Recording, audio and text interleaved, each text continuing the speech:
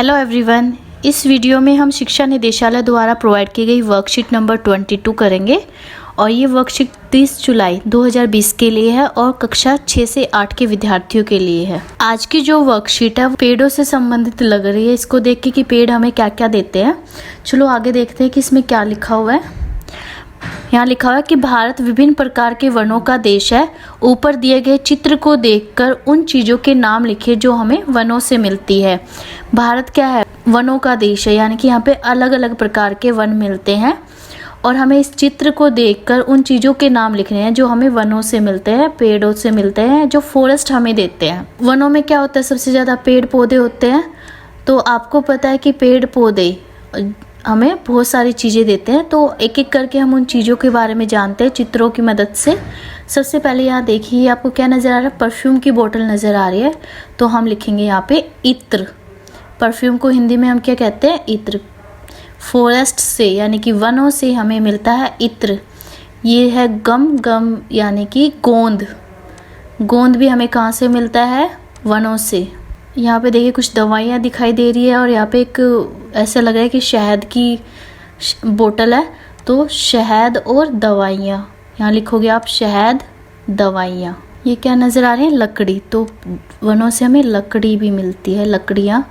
और लकड़ी से क्या बनता है? फर्नीचर, जिसका हम घरों में यूज़ करते हैं, जैसे बेड, सोफ़ा, टेबल, मेज इत्यादि, कुर्सी। ये सब क्या है? फर्नीचर में आते हैं। पेंसिल भी लकड़ी की बनती है और जो माचिस की तिल्लियाँ हैं वो भी लकड़ी से बनती है। बहुत सारी चीज़ें जो लकड़ी से बनती है। लकड़ी का हम ईंधन के रूप में भी प्रयोग करते हैं। यहाँ पे क्या नज़र आ रहा है आपको? सब्जियाँ। तो वनों से हमें सब्जियाँ भी मिलती हैं। सब्जियाँ भी किससे मिलेंगी? पेड़ पौधों से ही मिलेंगी। अब आते हैं इधर क्या नज़र आ रहा है आपको? फल भी हमें पेड़ पौधों से मिलते हैं। पेड़ पौधों से हमें रबड़ भी मिलती है। रबर के पेड़ आपने सुने होंगे। तो उन रबर के पेड़ों से हमें लेटेक्स मिलता है, उससे फिर रबर बनाई जाती है। इधर देखो आपको चाय जैसी कुछ कप नज़र आ रहा है, यानी कि कॉफ़ी और चाय दोनों ही हमें किससे मिलेंगी?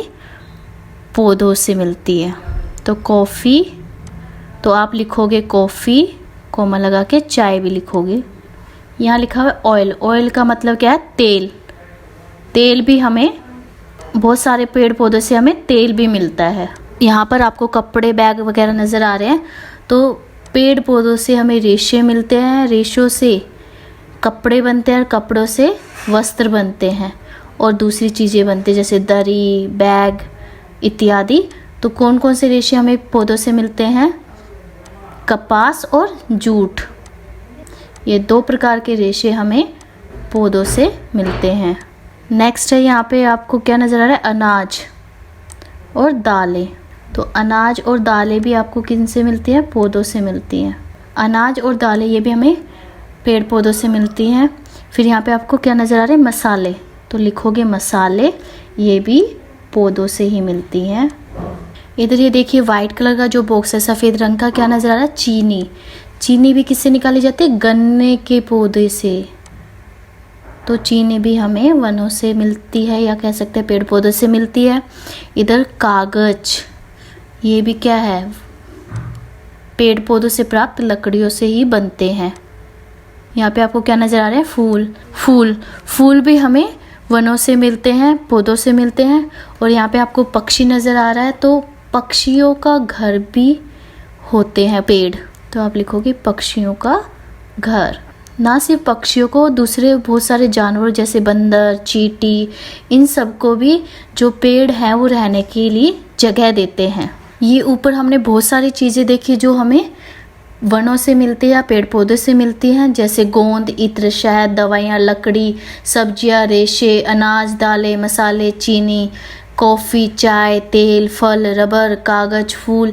ये कुछ चीज़ें हैं जो हमें पेड़ पौधों से मिलती है। इनके अलावा भी पेड़ों का हमारे जीवन में बहुत महत्व है।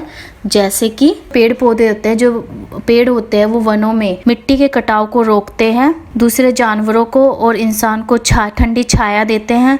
पशु पक्षियों तथा छोटे छोटे जीवों जैसे चींटी आदि के लिए घर है, उनको घर देते हैं।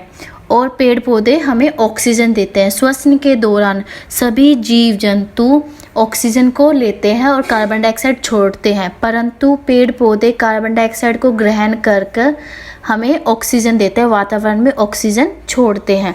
इस प्रकार वो पर्यावरण में ऑक्सीजन का जो संतुलन है उसको बनाए रखने में मदद करते हैं। तो आपने देखा वनों में रहने वाले जानवरों के लिए चारा भी देते हैं। तो हमने देखा कि वनों का हमारे जीवन में बहुत महत्व है। अतः आपको और हम सबको यह प्रण लेना चाहिए कि हम ज़्यादा से ज़्यादा पेड़ लगाएंगे, वृक्षों को ना ही काटेंगे और ना ही काटने देंगे। Thank you for watching this video. Hope so आपको वीडियो पसंद आई होगी। Please like, share and subscribe my channel. Thank you.